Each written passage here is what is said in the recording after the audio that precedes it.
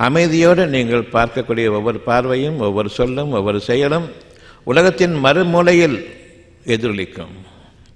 இதே போன்று உள்ளம் கொண்டிருக்கக்கூடிய மனிதர்கள், எனக்கு மனம் வேண்டும், மனம் நிம்மதி வேண்டும், அந்த நிம்மதி உள்ளத்தில் இருக்கின்றது, அது வேண்டும் என்று விரும்பக்கூடிய மக்கள் எங்கிருந்தாலும் சரி, ஒரு ஃபோன் போடும்போது அங்கு சுகமாவதற்கு காரணம் இறைவழி. வாழ்க்கையோ மருத்துவம் இல்லையோ, மருத்துவமோ இல்லை, இறைவழி, ஆற்றல், இறைவனின் ஆற்றல், நேரடியான ஆற்றல், உயிராற்றல்.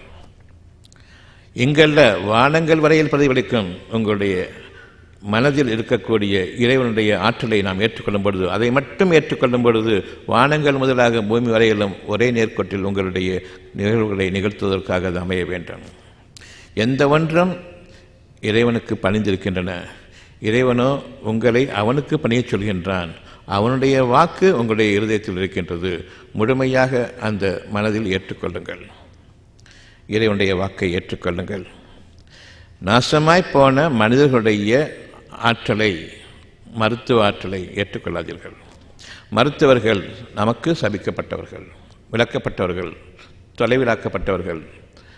ஆக விரட்டப்பட்ட இந்த சமுதாயத்தை உங்களுக்கு நெருக்கமாக இன்று நீங்கள் மனதில் வைத்திருக்கின்றீர்கள். எனக்கு ஏதாவது ஏற்பட்டால் டாக்டர்கள் இருக்கிறார்கள். எதுவும் ஏற்பட வேண்டாம் என்று இப்பொழுது இருக்கும் பொழுது நாம் கேவலமான மனிதர்களாக ஆகிவிட வேண்டாம். டாக்டர்கள் இருக்கின்றார்கள் என்று கூறக்கூடிய அளவுக்கு ஆகிவிட வேண்டாம். உங்களுடைய எண்ணத்தின் மீது உறுதியாக நீங்கள் அமைய வேண்டும். அத்தியாயம் 8:20, 8:21, 8:22 உங்களுடைய வாழ்க்கையில் பிரதானமாக நீங்கள் கொள்ள வேண்டும். இது இறைவனிடமிருந்துள்ள வேதம் சரிதான் என்று இருக்கின்றது. சத்தியத்தை பேசும் பொழுது உங்களுடைய உள்ளத்தின் பக்கம் திரும்புங்கள். அங்கு உங்களுடைய இறைவன் உங்களுக்காக கூறிக்கொண்டிருக்கிற ஒவ்வொன்றையும் மனதில் ஏற்றுக்கொள்ளுங்கள். இது மனிதர்கள் போட்ட குப்பை அறிவிருக்கின்றதே, அதை நீக்கிவிடும். கேட்டுக்கொண்டிருக்கும் நிலையில் இந்த காதுகளில் நீங்கள் மனம் கொண்டவர்களாக புறக்கணித்து விடாதீர்கள். இதன் காரணமாகத்தான் போதை ஏற்றக்கூடிய இசையும் பாட்டும் உங்களுக்காக விளக்கப்பட்டதாக இருக்கின்றது. உங்களுடைய வாழ்க்கையின் தரித்திரம் நீங்க வேண்டுமென்றால் இசைகளும் பாட்டுகளும் கூடாது. இறைவன் அறிவிக்கக்கூடிய அந்த மாபெரும் ஆற்றல் உங்களுக்கு வாழ்க்கை முழுமைக்கும் உங்களுடைய சந்ததிகளுக்கும் வேண்டும் என்று விரும்பக்கூடிய இந்த சூழ்நிலையில் இந்த பாட்டும் இசையும் உங்களுக்கு போதையை ஏற்படுத்திவிடும். அதன் பக்கம் திரும்பிவிடும். உங்களை அறியாமலேயே உங்களுடைய வாய்கள் முணுமுணுத்து கொண்டிருக்கும் அந்த பாட்டுகளையும் நெடுங்காலத்திற்கு. இவ்விதமாக நான் பாட்டு பாடிக்கொண்டிருக்கும் பொழுதும் பழைய பாட்டுகளோ புதிய பாட்டுகளோ என்னுடைய உள்ளத்திலிருந்து, என்னுடைய மனதிலிருந்து வரும்பொழுது அதுவே என் காதுகளுக்கு போய் திரும்பவும் உள்ளத்தில் தங்கும். இறைவனுடைய வாக்குகள் உங்களுக்கு எச்சரிக்கை கொடுக்கக்கூடிய வாக்குகளாக இருந்தாலும் சரி, அழகான வாக்குகளாக இருந்தாலும் சரி, நான் போதையில் இருக்கின்றேன், எனக்கு சுகமாக இருக்கின்றது, எனக்கு அமைதியாக இருக்கின்றது என்று நான் அந்த ஒரு கெட்ட வழிமுறைகளுக்குள் ஆகிவிடுவேன். ஏன் இசை கூடாது என்பதை நீங்கள் அறிய வேண்டும். இந்த விஷயம் சீரியஸாக பேசினா நல்லா இருக்குமா? ஒரு கவிதையாக எழுதி பாட்டு போட்டு இசையும் போட்டு டமாரம் அடிச்சுக்கிட்டு பேசினா என்ன விளங்காங்க? நானும் பாட்டு பாடிக்கொண்டிருப்பேன், அவ்வளோதான். எவ்வளவு அசுத்தமான அல்லது எவ்வளவு அறிவில்லாத அறியாமையில் இருக்கக்கூடிய வார்த்தைகளும் இந்த இசையில் விளங்காமல் ஆகி இதனை முணுமுணுத்துக் கொண்டிருக்கின்றோம் என்று ஆகிவிடும். எந்த ஒரு பாட்டையும் எடுங்கள், உள்ளத்திற்கு விரோதமான வாசகங்கள், அதனை நீங்கள் கருத்தில் கொள்கிறானால், கருத்தில் கொள்ளாமையை முன்னிறுத்திக் கொண்டிருப்பீர்களானால் இறைவனுடைய பேச்சுக்களை நாம் பெரும்பாலும் தவறவிட்டுவிடுவோம். உள்ளத்தில் இருந்து நாம் கேட்பதை தவறவிட்டுவிடுவோம். மெதுவான இசையாக இருந்தால் நம்முடைய கால்களும் தலைகளும் ஆடும், உடலும் ஆடும். இசை வேகமாகும் பொழுது எழுந்து நின்று நீங்கள் கூத்தாட்டம் போட ஆரம்பித்துவிடுவீர்கள். இவ்விதமான உங்களுடைய உடலுடைய அதிர்வுகள் எப்படி நிகழ்கின்றன என்றால், உள்ளத்தில் இருந்து வரக்கூடிய இறைவனுடைய அமைதி வேண்டும் என்ற அந்த எண்ணத்தை மறுத்தவர்களாக, புறக்கணித்தவர்களாக, செவிடர்களாக நாம் ஆகிவிட்டு ஊமையர்களாக உடலை கொண்டிருக்கின்றோம். நீங்கள் கேட்டுக்கொண்டிருக்கும் நிலையிலேயே கேட்காதவர்கள் போன்றாகிவிட வேண்டாம். உள்ளத்தை கவனியுங்கள். எந்த ஒரு மூச்சிலும் உள்ளத்தை கவனியுங்கள். அங்கு உங்களுக்காக இறைவன் பேசிக்கொண்டிருக்கக்கூடிய ஒவ்வொரு விஷயத்தையும் நீங்கள் செவிசாய்த்து கேளுங்கள். காதுகளை விரித்து விடாதீர்கள். இரண்டு பக்கமும் எல்லா கூச்சல்களும் என் காதுகளில் விழட்டும், அதன் மனதில் போகட்டும் என்று அங்கு உள்ளம் என்ற ஒன்று மறைக்கப்பட்டு, மாணிக்கம் மறைக்கப்பட்டு, மனம் வெறும் குப்பை தொட்டி போன்று ஆகிவிடும். வெறும் இறைச்சல்கள். எந்த ஒரு செய்தியையும் தெளிவாக நீங்கள் விளங்கவும் முடியாது, தெளிவாக நீங்கள் சிந்தித்து உணரவும் முடியாது. சிந்தனை என்பது உணர்வின் பக்கம் திரும்ப வேண்டும். பெருசாக சிந்திக்க வேண்டிய அவசியம் இல்லை. என்ன வேண்டும் என்று விரும்புங்கள், அவ்வளவுதான், முடிந்துவிட்டது. உங்களுடைய வாழ்க்கையை மிக அழகான வாழ்க்கையாக மலர ஆரம்பித்து விட்டது. உங்களுடைய வாழ்க்கையில் என்ன வேண்டும்? மரணம் வரையில் சுகம் வேண்டும், அவ்வளவுதான். எப்படி என்ற கேள்வி கேட்காதீர்கள். நீங்கள் எப்படி பிறந்தீர்கள் என்று கேளுங்கள். அதற்கு பதில் கிடைத்தால் இதற்கு பதில் கிடைத்துவிடும். உங்களை நீங்கள் படைத்துக் கொள்ளவில்லை. உங்களுடைய தாய் தந்தையர் உங்களை படைக்கவில்லை. இறைவன் உங்களுடைய தாய் தந்தையர்களையே படைத்தவன். கல்யாணம் ஆணுச்சு, அதன் காரணமாக ஆண் பெண் உறவுகள் நிகழ்ந்தது, குழந்தைகள் பிறந்தது என்று கூறுகின்றீர்கள். கல்யாணம் ஆயிட்டு ஏன் பிறக்காமல் இருக்குது? இறைவன் நாட்டம் இருந்தால் தவிர கிடையாது என்பதை அறியுங்கள். எத்தனையோ பேருக்கு கல்யாணம் ஆச்சு, குழந்தை இல்லை. கல்யாணம் ஆகாமையே குழந்தையும் இருக்கும், நம்புங்க. ஆனால் நீங்கள் நம்ப மாட்டேங்கிறதுக்காக வேண்டி இந்த வழிமுறை உங்களுக்காக அமைக்கப்பட்டு விட்டது. குழந்தை பேறு என்பது இறைவன் கொடுப்பது. திருமணமானால்தான் குழந்தை என்பது இல்லை. இறைவனுக்கு எதுவுமே முடியும் என்ற அந்த சத்தியத்தின் பக்கம் வாருங்கள். கல்யாணம் ஆனால் தான் குழந்தைன்னு சொன்னால், கல்யாணம் ஆகி 10 வருஷம் 15 வருஷம் ஆச்சு, குழந்தை இல்லை. ஏன்? நிச்சயமாக படைக்கும் திறன் இறைவனிடம் இருக்கின்றது. நீங்கள் குழந்தைகளை கேட்கின்றீர்கள். இறைவன் கூறுகின்றான், நல்ல வம்சங்கள் வேண்டும் என்று கேளுங்கள். ஞானமிக்க வம்சங்கள் உங்களுக்கு வேண்டும் என்று கேளுங்கள். வெறும் குழந்தை அறிவை கொண்டே நீங்கள் 82 வயசு வரைக்கும் வாழ்ந்து சாகக்கூடிய அப்படிப்பட்ட குழந்தைகளை பெற வேண்டாம். போதும், இருக்கக்கூடிய பாரம் போதும் உலகத்திற்கு. ஞானமிக்க சந்ததிகள் வேண்டும் என்று விரும்புங்கள்.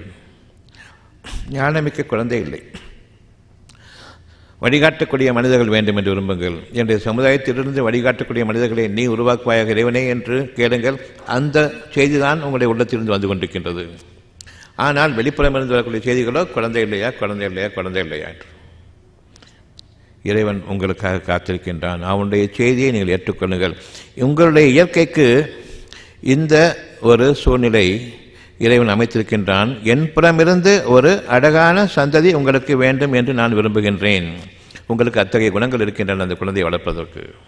ஆனால் நீங்களோ குழந்தை வேண்டும் என்று ஊர் உலகம் பேசுவதைக் கொண்டு அவர்களை திருப்திப்படுத்துவதற்காக, அவர்கள் முன்பாக உங்களுக்கு ஒரு பெருமை தேவைப்படுகின்றது. ஊருக்கு காண்பிப்பதற்காக ஒரு குழந்தை இல்லை, ஊருக்கு வழிகாட்டியாக ஒரு குழந்தை வேண்டும் என்று உங்களுக்காக இறைவன் ஆசைப்படும் பொழுது, ஊருக்கு காண்பிக்க ஒரு குழந்தை வேண்டும் என்று நீங்கள் விரும்பிக் கொண்டிருக்கின்றீர்கள். உலக மக்களையும் ஊர் மக்களையும் உங்களுடைய குடும்பத்தினரையும் திருப்திப்படுத்துவதற்காக நீங்கள் படைக்கப்படவில்லை. இறைவனை திருப்திப்படுத்துவதற்காக வேண்டி நீங்கள் படைக்கப்பட்டிருக்கின்றீர்கள். உங்களை ஒரு மிருகமாக படைத்திருக்கலாம், இல்லை, மனம் பொருந்திய ஒரு மாபெரும் ஆற்றலாக, வானங்களுக்கும் பூமிக்கும் அதிபதிகளாக உங்களை படைத்திருக்கின்றேன். இது இறைவனுடைய வாக்கு. அத்தியாயம் 2 வசனம் 30. நான் இந்த பூமிக்கு பிரதிநிதியை அமைக்கப் போகின்றேன், வானங்களும் பூமியும் அவனுக்கு அடிபணிய வேண்டும் என்று. உங்களுடைய வேதம் இதை விரும்பும். பூமியில் உங்களுடைய வாழ்க்கை அமையப் போகின்றதா, வானங்களிலும் பூமியிலும் உங்களுடைய ஆட்சி அதிகாரம் அமைய வேண்டுமா என்பதை நீங்கள் புரிந்து கொள்ளுங்கள். எனக்கு மழை வேண்டுமென்றால் மழை பொழிய வேண்டும், மேகங்கள் எனக்கு கட்டுப்பட வேண்டும். பூமி விளைய வேண்டுமென்றால் உங்கள் கால்களுக்கு அடியில் பூமி நீரோட்டம் உயிரோட்டம் பெருக வேண்டும். உங்களுக்காக அந்த பூமி இயங்க வேண்டும். உங்களுக்காகத்தான் வானங்களும் பூமியும் படைக்கப்பட்டிருக்கின்றன என்பதை அறியுங்கள். எந்த ஒரு காரண காரியத்தை கொண்டும் உள்ளத்தில் நிகழக்கூடிய ஒரு நிகழ்ச்சியை நீங்கள் மறுத்துவிட வேண்டாம். முடியுமா, சாத்தியமா என்று எண்ணிவிட வேண்டாம். சிந்தனை என்ற ஒன்றை நீங்கள் மேற்கொள்ளும் பொழுது, நான் ஏன் படைக்கப்பட்டேன், வானங்களுக்கும் பூமிக்கும் அதிபதிகளாக நீங்கள் வாழ்வதற்காக படைக்கப்பட்டிருக்கின்றீர்கள், அவை உங்களுக்கு அடிமைகள் என்பதை, அத்துடன் பிறகு என்ன, அதற்கு மேலும் வாழ்க்கை இருக்கின்றது உறுதி கொடுத்தாகிவிட்டது. ஆகவே ஏன் படைக்கப்பட்டீர்கள் என்பதற்கு நீங்கள் அனுபவித்து வாருங்கள், படிப்படியாக புரியும். எனக்கு ஏன் இந்த சோதனை வேதனை என்று கேட்காதீர்கள். நல்லறிவு இருக்கின்றது, அதன் காரணமாகத்தான் பரீட்சை. யார் படிக்கலையோ அவங்களுக்கு பரீட்சை கிடையாது. யார் சுகமான உணர்வுகள் வாழ வேண்டும் என்ற அந்த இறைவனுடைய வாக்குகளை உணரவில்லையோ அவங்களுக்கு எந்த தேவையும் கிடையாது. சுகமாக வாழ்ந்துவிட்டு இந்த உலகத்திலேயே மடியட்டும், பிறகு அவர்களுக்கு வேதனை ஆரம்பமாகின்றது. உங்களுக்காக படைக்கப்பட்டுக்கூடிய உயிர் அது அழியாது என்பது தெரியும். உடல் மட்டும்தான் அழியும். உயிர் அழியாது, பிரிந்துவிடும். உயிரை பாதுகாக்கக்கூடிய மனம், மனதில் ஒரு பெரும் அதிர்ச்சி ஏற்பட்டுவிட்டால் ஒரு செகண்ட் உயிர் போயிடும், பிரிஞ்சிடும். அப்படி என்றால் உயிரை பாதுகாக்கக்கூடிய அந்த மனம், மனதில் இருக்கக்கூடிய அந்த இறைவனுடைய ஆற்றல், உள்ளத்திலிருந்து வரக்கூடிய ஆற்றல் எந்த அளவுக்கு நம்புகின்றீர்களோ அந்த அளவுக்கு இந்த உடலானது இறக்கும் வரையில் சுகமான வாழ்க்கையில் அது அமையும். இதனை நீங்கள் விரும்புங்கள், ஏற்றுக்கொண்டேன் இறைவனே என்று விரும்புங்கள். இதற்கு மாற்றமான எண்ணத்தை கொண்டுவிட வேண்டாம். நிச்சயமாக நீங்கள் சோதிக்கப்படுவீர்கள். உங்களுடைய நம்பிக்கை சோதிக்கப்படும். மனதில் இருக்கக்கூடிய குப்பைகளை அதிகமாக நம்புவீர்களா, அல்லது மனதில் உள்ளத்திலிருந்து அறிவிக்கப்பட்டிருக்கக்கூடிய இறை ஆற்றல் மிக்க ஒரு செய்தியை நம்புவீர்களா? எது உங்களுக்கு வேண்டும் என்பதை நீங்கள் தீர்மானிக்கின்றீர்கள். மனதில் இருக்கக்கூடிய அந்த உள்ளத்திலிருந்து வந்த ஆற்றலை நீங்கள் அதிகமாக மதிக்கின்றீர்கள் என்பது தெரிந்தால் சோதனை ஆரம்பமாகிவிடும். இன்னும் நீங்கள் திரும்புங்கள். இந்த சோதனை எப்படிப்பட்டது என்றால், உலக மக்கள் யாராலும் அதை தொட முடியாது, நீக்க முடியாது, அவன் ஒருவனை தவிர. தன் பக்கம் திருப்புவதற்காக வேண்டி உலக மக்கள் உங்களிடம் பார்க்கக்கூடிய இப்படிப்பட்ட ஒரு வேதனை என்று பார்க்கக்கூடிய ஒன்று எந்த அளவுக்கு சுகமாக இறைவனுடைய ஆற்றலை கொண்டு என்பதை நீங்கள் அறிவிக்க வேண்டி அறிய வேண்டி இறைவன் உங்களுக்காக ஏற்படுத்தியிருக்கக்கூடிய மாபெரும் ஒரு களம் உங்களுடைய வாழ்க்கையில் தனியாக அமைக்கப்பட்டிருக்கின்றது. அவனைத் தவிர உங்களுக்கு உதவி செய்யப்போன் இல்லை என்பதை இன்னும் உங்களில் உறுதிப்படுத்துவதற்காகவும், உங்களை சார்ந்து வாழக்கூடிய மக்கள் அதை பார்த்து அவர்களும் இறைவன் யார் என்பதை தெளிவுபடுத்திக் கொள்வதற்காகவும் வேண்டி நீங்கள் ஒரு கருவியாக அமைக்கப்பட்டிருக்கின்றீர்கள். இந்த சோதனையில் நீங்கள் வெற்றி பெறும் பொழுது ஒரு உலகத்தை மாபெரும் ஆற்றலை நீங்கள் அறிமுகப்படுத்தி அவர்களை நீங்கள் இறைவன் பக்கம் திருப்புகின்றீர்கள். இந்த ஒரு நற்செயலுக்கும் இந்த ஒரு நல் உதாரணத்திற்கும் நீங்கள் ஊருக்கு அறிவிப்பதற்காக வேண்டித்தான் இந்த ஒரு சோதனை உங்களுக்காக அறிவிக்கப்படுகின்றது. இவ்வளவு பெரிய கடுமையான சோதனை என்று எண்ண வேண்டாம். உங்களை தேர்ந்தெடுத்து கொண்டான் என்பது பொருள். உலக மக்களுடைய கண் விழிப்பிற்காக, திறப்பிற்காக உங்களை தேர்ந்தெடுத்து கொண்டான் என்பது பொருள். நிச்சயமாக இறைவன் ஒவ்வொரு காரியத்தையும் துல்லியமாக அளவிடுபவன். அவன் மன்னிப்பதில் தாராளமானவன். உங்களுடைய பாவங்கள் அனைத்தும் மன்னிக்கப்பட்டு விட்டது. நீங்கள் பொறுமையை மேற்கொள்ளுங்கள். அதிலிருந்து அமைதியும் நிம்மதியும் பிறக்க இருக்கின்றது. அந்த அமைதியிலும் நிம்மதியிலும் உங்களுக்கு மனதிற்கு ஒரு அமைதி ஏற்படுகின்றது. அமைதியான சூழ்நிலையில் வாழ்கின்றீர்கள். இது மற்ற மனிதர்களுக்கு நிம்மதியை கொடுக்கக்கூடியதாக இருக்கின்றது. இறைவன் கூறுகின்றான், உங்களுக்கு இருக்கக்கூடிய ஒரு அமைதியானது மற்ற மனிதர்களுக்கு பெரும் நிம்மதியையும் அமைதியையும் கொடுக்கக்கூடியதாக இருக்கின்றது. அதன் காரணமாக அவர்கள் உயிர் ஆற்றல் மிக்கவர்களாக வாழ்வதன் காரணமாக எந்த வேதனையும் அவர்களை தீண்டாது. அத்தியாயம் 8:33 நீங்கள் இறை நம்பிக்கையுடைய நீங்கள் உள்ளத்தின் தூய்மையான வாக்குகளை ஏற்றுக்கொண்டு இது வேண்டும் என்று விரும்பக்கூடிய நீங்கள், அதன் காரணமாக இறைவன் உங்களை அழகான முன்னுதாரணமாக ஆக்கி உங்களுடைய சமுதாயத்தில் வாழ வைக்கும் பொழுது அந்த சமுதாயத்தில் உங்களை போற்றுபவர்கள் இறைவனுடைய அனுகிரகத்தில் வாழ்பவர்களாக இருப்பார்களோ, இவர்கள் அவனுடைய அருளை பெற்றவர்களாக இருப்பார்களோ என்று அவர்கள் உங்களை பார்க்கும் பொழுது தங்களை அறியாமலேயே உள்ளத்தின் பக்கம் திரும்புகின்றார்கள். அந்த உள்ளத்திலிருந்து இறைவனுடைய ஆற்றலையும் அவர்களும் பெறுகின்றார்கள். இதன் காரணமாக இறைவன் கூறுகின்றான், நீங்கள் அவர்களோடு இருக்கும் வரையில் நிச்சயமாக அவர்களை அவன் வேதனைப்படுத்துவனாக இல்லை. உணர்ந்து திருந்துபவர்களுக்கு இது அழகான ஒரு நற்செய்தியாக இருக்கின்றது. ஒரு காலம் நீங்கள் தனியாக வாழ்கின்றீர்கள் என்று நினைக்க வேண்டாம். இறைவனால் தேர்ந்தெடுக்கப்பட்ட நீங்கள் சோதனைகளுக்கு உள்ளாக்கப்பட்டு மனிதர்களை நீங்கள் நீக்கிக் கொண்டு இறைவன் ஒருவன் என்ற அந்த அருளை கொண்டு நீங்கள் மற்ற மனிதர்கள் முன்பாக ஒரு அழகான முன்னுதாரணமாக இருக்க வேண்டும் என்று இறைவன் விரும்புகின்றான். எனவே இது உங்களுக்கான ஒரு அழகான வாழ்க்கையினுடைய ஒரு தருணம் என்பதை அறியுங்கள். நிச்சயமாக இறைவன் உங்களை கவனித்துக் கொண்டிருக்கின்றான், எந்த அளவுக்கு நீங்கள் அவன் பக்கம் திரும்புகின்றீர்கள் என்று.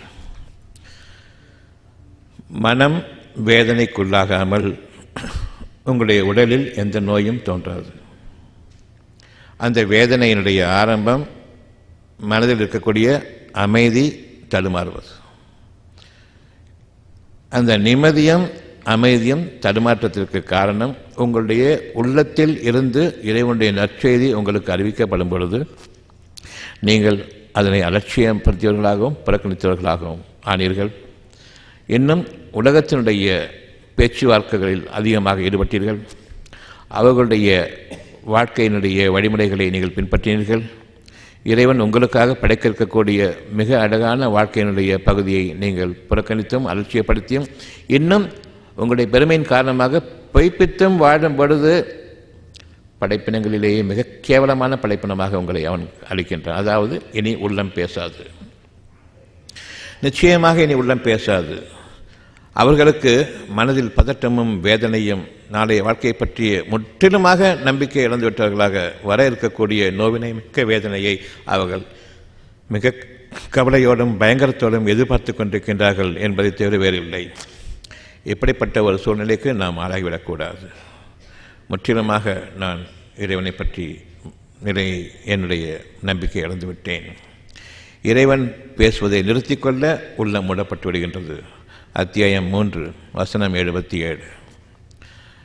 உங்களை அவன் பார்க்கவும் மாட்டான், பேசவும் மாட்டான். உங்களுடைய மனதை குப்பை தொட்டிகளாக இருக்கக்கூடிய அந்த மனதை தூய்மையாக்கவும் மாட்டான். அதற்கு ஒளியும் கிடையாது, வழியும் கிடையாது என்ற அளவுக்கு ஆகி இருள்களில் ஊமையர்களாகவும் செவிடர்களாகவும் இருக்கக்கூடிய இந்த நிலையிலிருந்து நம்மை பாதுகாக்க வேண்டிய இறைவன் பக்கம் திரும்புகின்றோம். அந்த நாளில் நான் முழுமையாக நம்பிக்கை இழந்தவனாக ஆகிவிடக்கூடாது. அந்த நம்பிக்கை இழந்தவனாக நான் ஆகும் பொழுது அது இறைவனிடமிருந்துள்ள ஒரு செய்தி. உங்களிடம் நான் பேசுவதை நிறுத்தி கொண்டேன், முடிந்தது. இனி கெட்ட சக்திகள் அவ்வளவும் சூழ்ந்துவிடும். எனக்கு இறைவனுடைய சக்தி இருக்கும் வரையில் மட்டும்தான் பாதுகாப்பு இருக்கின்றது கெட்ட சக்திகளிடமிருந்து. இறைவனுடைய சக்தி எப்பொழுது இல்லையோ கெட்ட சக்தியில் சூழ்ந்து கொள்ளும், அன்று நான் என் நிலை இழந்து விடுவேன். அத்தியாயம் 3 77. பயந்து கொள்ளுங்கள். நிச்சயமாக இறைவன் பேசுவதை என்று நிறுத்திக் கொள்கின்றானோ அன்று நாம் கெட்ட சக்திகள் முழுமையாக சூழப்பட்டு மன நல நோயாளிகளாக மாறுகின்றோம். பைத்தியம் பிடிக்கின்றது. அப்பொழுதும் இறைவன் பேசுவது கேட்காது, மனதில் பேசுவதும் கேட்காது, எதுவுமே கேட்காது. பித்தி பிடித்து பைத்தியம் பிடித்தவனாக அவன் அலறிக் கொண்டிருப்பான். அவனுடைய நிலை அவனுக்கே தெரியாது. அவர்களை நீங்கள் குணமாக்க முடியும் என்று ஒரு காலம் எண்ணாதீர்கள். அந்த உள்ளம் திறக்காத வரையில் மூடப்பட்டு விட்டது. இறுதியாக தீர்ப்பு இந்த உலகத்தை முடிந்துவிட்டது. இழிவான வேதனை பைத்தியம் பிடித்தவர்களுக்கு, இழிவான வேதனை. தங்களுடைய நிலையை அவர்கள் சொல்லவும் முடியாது, மற்றவர்கள் சொல்வதை கேட்கவும் முடியாது. உள்ளம் மூடப்பட்டு விட்டதன் காரணமாக கெட்ட சக்திகள் சூழ்ந்து கொண்டன அவருடைய மனதை. இது பைத்தியம் பிடித்த நிலை. இவர்கள் பேய் ஓட்டுவார்கள். நிச்சயமாக அது சாத்தியமாகாது. நிச்சயமாக கெட்ட சக்தி சூழ்ந்து கொண்டன, விரட்ட முடியாது. இறைவனுடைய ஆற்றல் ஒன்று வரும்போது மட்டும்தான் அது திறக்கும், விரட்டப்படும். இறைவன் மூடிவிட்ட பிறகு உங்களுடன் பேசவும் மாட்டான், பார்க்கவும் மாட்டான், அதனால் உங்களை தூய்மையாக்கவும் மாட்டான் என்று இருக்கும் பொழுது நம்முடைய நிலைமை என்ன? அவர்களைப் போன்ற அசுத்தமான மனம் படைத்தவர்கள் இல்லை என்பது பொருள். அவர்கள் தங்களுடைய மலஜலங்களை கடிப்பது கூட அவர்களுக்கு தெரியாது. அவர்களுடைய உடுப்புகள், அவர்களுடைய துணிமணிகள் அவர்களிடம் இருக்கிறதா, ஒட்டி கொண்டிருக்கிறதா இல்லை என்பது தெரியாது. இவ்வளவு கேவலமான மனிதர்களை நாம் பார்த்திருக்கின்றோம். இறைவனுடைய வாக்கு உண்மையானது. இது நமக்கு நிகழ்ந்துவிடக்கூடாது, நம்முடைய பிள்ளைகளுக்கு நிகழ்ந்துவிடக்கூடாது. அச்சம் கொள்ளுங்கள். எத்தனையோ பிள்ளைகள் மனநல நோயாளிகளாக இருக்கின்றார்கள். பயப்பட வேண்டும். இறைவனே எங்களுக்கு இந்த கதி ஏற்பட்டுவிட வேண்டாம் என்று பயப்படுங்கள். உள்ளத்தின் பக்கம் திரும்புங்கள். உள்ளத்தில் இறைவனுடைய ஆற்றலை நீங்கள் மேற்கொள்ளுங்கள். அந்த ஆற்றலிலிருந்து இன்று உங்களுடைய மனம் அமைதி அடைய வேண்டும். அமைதி அடையாத வரையில் பெரும் கலவரத்தில், பெரும் மோசமான சூழ்நிலை நாம் ஆகியிருக்கின்றோம். என் அறிவை கொண்டு நான் வாழ்ந்து விடுவேன் என்று எண்ணும் பொழுது முடிந்து விட்டது. நான் இறைவனை விட்டும் திரும்பிவிட்டேன். ஆனாலும் இன்னும் அவன் பேசிக் கொண்டிருக்கின்றான். அளவில்லாத அருளாளன், நிகரில்லாத இறக்கமுடையவன். உங்களுடைய இறை அவன் அளிக்கக்கூடிய ஒரு நற்செய்தி மட்டும்தான். உங்களுடைய இறைவன் ஒரே இறைவன்தான். நீங்கள் ஒரே மனித இனம்தான். இந்துக்கள், முஸ்லீம்கள், கிறிஸ்தவர்கள் என்று கூறிக்கொண்டிருக்கும் வரையில் இறைவனுடைய கடும் அதிருப்தியில் நீங்கள் இருக்கின்றீர்கள் என்று அறிந்து கொள்ளுங்கள். இந்த 3 பேருக்குமே வேதனைகளும் சோதனைகளும் தொடர்ந்து கொண்டிருக்கின்றன. ஏனென்றால் இறைவன் உண்டு என்று ஏற்றுக்கொண்டவர்கள் இந்த 3 பேரும். ஆனாலும் இறைவன் யார் என்பது, எங்கு இருக்கின்றான் என்பதை தெரியாமல் இதை விட்டு வெளியேறி தாங்களாக கட்டிக்கொண்ட கட்டிடங்கள், 3 விதமான கட்டிடங்கள். இந்து கட்டிடங்கள் ஒரு மாதிரி, முஸ்லீம் கட்டிடங்கள் ஒரு மாதிரி. இங்குதான் அல்லாஹ் இருக்கின்றான், இங்குதான் பெருமாள் இருக்கின்றார், இங்குதான் ஜீசஸ் இருக்கின்றார். வெறும் கற்பனை. அவர்கள் அல்லாஹ் என்ற ஒளியை வணங்குகின்றார்கள்.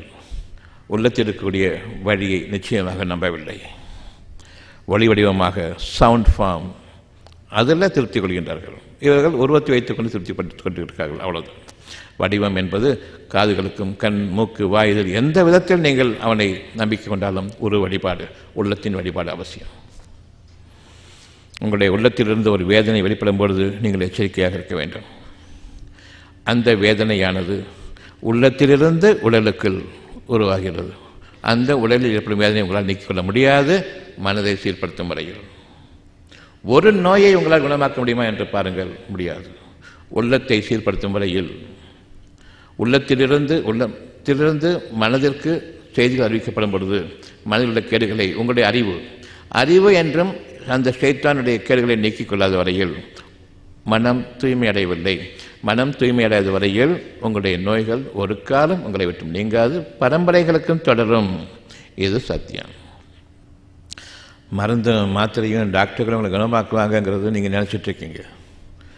ஒரு காலம் கிடையாது. ஒரு சாதாரண ஜுரத்தான் இன்றைக்கி ஜீக்கா புதிய ஜுரம் ஆரம்பித்து வச்சுருக்காங்க. ஏன்னா ஒவ்வொரு வைரஸும் எனக்கு தெரியும். உள்ளுக்குள்ளக்கூடிய உறுப்பே அது ஏன் சுகமாகலைங்கிறது தெரியும். இவ்வளோ பெரிய உறுப்பை கொடுத்தாலும் அது வெற்றி தூக்கப்படக்கூடியவங்க வைரஸ் எத்தனோண்டு இருக்குது. அதில் இந்த வைரஸ் அந்த வைரஸ், இந்த கூட்டம் அந்த கூட்டம். சீக்கா வைரஸ் ஒரு சாதாரண ஜுரத்தை குணமாக்க தெரியாத வக்கு இல்லாத இந்த மருத்துவம் ஒவ்வொன்றுக்கும் புது புது புது பேராக வச்சுக்கிட்டு இது இந்த நோய் பழைய நோய் தான் நான் குணமாக்கிடுவோம், இது புது நோய் குணமாக்க முடியாது. சாதாரண அங்கேயும் பார்த்தீங்கன்னு சொன்னால் மூட்டு வலி, சளி, தும்மல், இருமல், ஜுரம், இதானே எல்லாம் பறவை காய்ச்சலாக இருக்கட்டும், பன்னி காய்ச்சலாக இருக்கட்டும், எருமை காய்ச்சலாக இருக்கட்டும், எதுவாக இருக்கட்டும், இதானே எதுக்காக பேரை மாற்றிட்டு இருக்கிற? எனக்கு வக்கில்லைன்னு சொல்லிட்டு போனால் என்ன? உள்ளத்தை கேளுங்கள், சுகமாகுங்கள் என்று இறைவனுடைய வாக்கு. உங்களுக்கு நோயே கிடையாது என்பதை அறியுங்கள். யாருக்கு நோய் இருக்குதுங்க? இறை வழியில் இருக்கிறவங்களுக்கு யாருக்கு காய்ச்சல் வந்தால் ஒரு நாள் 2 நாள் அவ்வளோதானே. இறைவனை நீங்கள் அதிகமாக நினைவு கூற வேண்டும். இது ஒரு அத்தாட்சி, இறை அத்தாட்சி உங்களுக்கு நிரூபணமாக கொண்டிருக்கின்றது. அந்த அத்தாட்சி இறைவனிடமிருந்து இறை வழி வாழ்க்கையில் உறுதியாக யார் இருக்கின்றார்களோ காய்ச்சலை சாதாரணது, அவ்வளோதான். இறைவனை நம்பிக்கை கொள்ளும். எந்த நோய் இருந்தாலும் சாதாரணமானது. ஏனென்றால் உள்ளத்திலிருந்து வரக்கூடிய செய்தி ஆற்றல் மிக்கது. அந்த ஆற்றலிலிருந்து மனதிற்கு எடுத்துக்கொண்டு அந்த மனதிலிருந்து பேசக்கூடிய அந்த வார்த்தையில் உண்மை இருக்கிறது. அந்த உண்மை அங்கு அந்த மனதில் உள்ளத்தோடு இணைகின்றது, சுகமாகின்றது. உள்ளம் சுகமாக உள்ளத்திலிருந்து வரக்கூடிய அந்த செய்திகளை கேட்டு மனம் சுகமடையாமல் உங்களுக்கு எந்த சுகமும் இல்லை என்பதை அறிந்து கொள்ளுங்கள். தலைவலி ஆரம்பித்தேன். அந்த தலைவலி கடுமையான தலைவலி. இந்த தலைவலி ஒரு பக்கம் இருக்க, எப்போ போகுமோ போகாதோங்கிற இந்த வேதனை மனசுலையும் இருக்குது. எது அதிகமானது? இந்த 2 எது அதிகமான வேதனை கொடுக்கக்கூடியது? நாளைக்கு வரைக்கும் தொடருமேங்கிற எந்த வேதனை இப்போ வந்துருச்சா இல்லையா? அப்போ இன்றைக்கி இருக்கிற தலைவலியோட எவ்வளோ நாள் தலைவலியும் சேர்க்குறேன் இன்றைக்கி. அதன் காரணமாக தலைவலி மண்டையை பழக்குது. நாளைக்குள்ள தலைவலி நாளைக்கு, நாளைக்குள்ள தலைவலி நாளைக்கு, அது குறையக்கூடியது. இன்றைக்கி தலைவலியே போகாதுன்னு என் வாழ்நாள் முழுமைக்கும் நான் நினைக்கும் போது அவ்வளோ தலைவலியும் சேர்ந்து இன்றைக்கி மண்டையை பழக்குது எனக்கு. இருந்தாலும் சாகிற வரைக்கும் இந்த தலைவலி வாழ வேண்டும். இப்போ தலைவலி போகிறதுக்கு மனசு முக்கியமா, உங்களே தலை முக்கியமா? மூளை கட்டுவோம், மூளையை பார்த்துட்ருப்போம் அங்கே என்ன இருக்குதுன்னு சொல்லிட்டு. எது முக்கியம்? மனதிலிருந்து வேதனை ஆரம்பமாகிறது என்பதையும் அறிந்து கொள்ளுங்கள். இந்த தலைவலிக்கும் இந்த வலிக்கும் இது சம்மந்தம், இந்த வலிக்கும் சம்மந்தம் இருக்கா இல்லையா வேதனை? அப்போ இந்த வேதனை என் தலைவலி ஏற்படுத்திட்டு இருக்குதா? என் தலைவலினால் இந்த வேதனையா? இப்பொழுதும் வாழ்நாள் முழுமைக்கும் போகாது என்று இருக்கும்பொழுது வாழ்நாள் முழுமைக்கும் போகாது. இங்கிருந்து நாம் கட்டிடுகின்றோம் எனக்கு கேடுகள் போகக்கூடாது என்று மனிதனுடைய அறிவை நான் நம்புவதன் காரணமாக.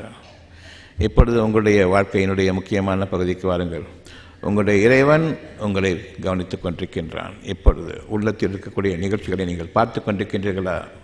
உங்களுடைய அகக்கண் மூலமாக பார்த்து கொண்டிருக்கின்றீர்களா என்பதை இறைவன் கவனிக்கின்றான். நிச்சயமாக உங்களுடைய இறைவன் மாபெரும் ஆற்றல் மிக்கவன் என்பதை அறிந்து கொள்ளுங்கள். இந்த ஆற்றலுக்கு நிகராக எந்த ஆற்றலும் இல்லை. இறைவன் உங்களை பாதுகாக்க போதுமானவனாக இருக்கின்றான். உள்ளத்தின் பக்கம் திரும்புங்கள். மனம் உள்ளத்தின் பக்கம் திரும்பி இருக்க வேண்டும். இறைவன் உங்களை கவனித்துக் கொண்டிருக்கின்றான். ஒவ்வொரு நொடியும் உங்களுடைய மனம் அந்த உள்ளத்திலிருந்து இறைச்சதை ஏற்கும் பொழுது மாபெரும் ஆற்றல் உங்களுக்கு இருக்கின்றது, மகா வல்லமையிடமிருந்து.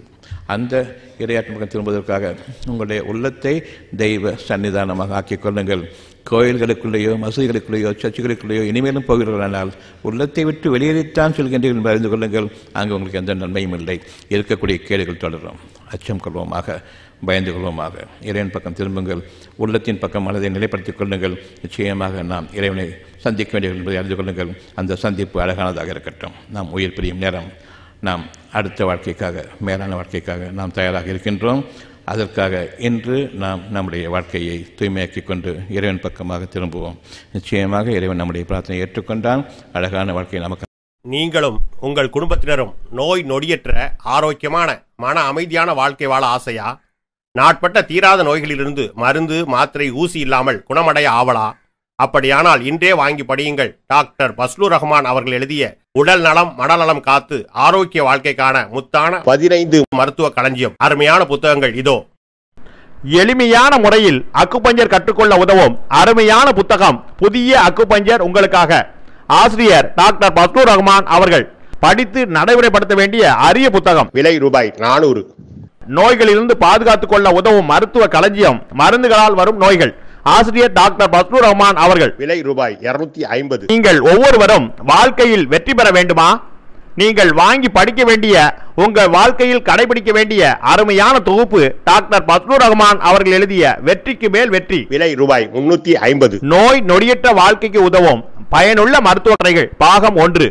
ஆசிரியர் டாக்டர் பஸ்லூர் ரஹ்மான் அவர்கள். ரூபாய் 250. பெண்களே உங்களுக்காக, நிச்சயமாக ஆண்களுக்கும் எண்ணற்ற ஆண் பெண் இருபாலருக்கும் ஏற்படும் மருத்துவ கேள்விகளுக்கு விடை காண, மேலும் பெண் குழந்தைகள் பிறந்தது முதல் அவர்களுக்கு மனமாகி குழந்தைகள் பிறக்கும் வரை ஏற்படும் அனைத்து விதமான சந்தேகங்களுக்கு தீர்வு காண உதவும் மருத்துவ பொக்கிஷமான இப்புத்தகம் நீங்களும் படித்து உங்கள் வருங்கால சந்ததிகளுக்காக பாதுகாத்து வைக்க வேண்டிய மருத்துவ களஞ்சியம். பெண்களே உங்களுக்காக, நிச்சயமாக ஆண்களுக்கும். ஆசிரியர் டாக்டர் பஸ்லூர் ரஹ்மான் அவர்கள். விலை ரூபாய் 250. டாக்டர் பஸ்லூர் ரஹ்மான் அவர்கள் எழுதிய இறைவழியில் இனிய சுகப்பிரசவம். விலை ரூபாய் 400. டாக்டர் பஸ்லூர் ரஹ்மான் அவர்கள் எழுதிய நோய் நொடியற்ற வாழ்க்கைக்கு உதவும் மருத்துவ கட்டுரைகள் பாகம் 2. விலை ரூபாய் 250. மருந்து மாத்திரை ஊசி இல்லாமல் நோய்களிலிருந்து தப்பிப்பதற்கும் ஒவ்வொரு குடும்பத்திலும் இருக்க வேண்டிய அருமையான புத்தகம் தான் நீங்களும் அக்குபஞ்சர் டாக்டர் ஆங்கள். விலை ரூபாய் 250. வாழ வழிகாட்டும் அற்புதமான புத்தகம் தான் டாக்டர் பஸ்லூர் ரஹ்மான் அவர்கள் எழுதிய இறைவழி மருத்துவம் பயனளிக்க இறைவனை பிரார்த்திப்பது எப்படி. விலை ரூபாய் 250. இறைவழி மருத்துவம் பாகம் 1. ஆசிரியர் டாக்டர் பஸ்லூர் ரஹ்மான் அவர்கள். விலை ரூபாய் 200. இறைவழி மருத்துவம் பாகம் 2. ஆசிரியர் டாக்டர் பஸ்லூர் ரஹ்மான் அவர்கள். விலை ரூபாய் 250. பிபி டயபெட்டிஸ் நோயாளிகளே உங்கள் நலனுக்காக. மேலும் டயபெட்டிஸ் பிபி பற்றி இன்னும் அறிந்து கொள்ள, நமக்கும் நம் சந்ததிகளுக்கும் டயபெட்டிஸ் பிபி நோய் வராமல் காத்துக்கொள்ள உதவும் அற்புத நூல்தான் டாக்டர் பஸ்லூர் ரஹ்மான் அவர்கள் எழுதிய பிபி டயபெட்டிஸ் நோயாளிகளே உங்கள் நலனுக்காக.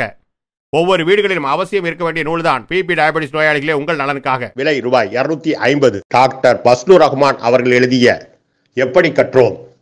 விலை ரூபாய் 350. மேற்கண்ட 15 புத்தகங்களை வாங்க தொடர்பு கொள்ளுங்கள். Health time publication, Chennai. Cell number 9840498898 மற்றும் 87784477788.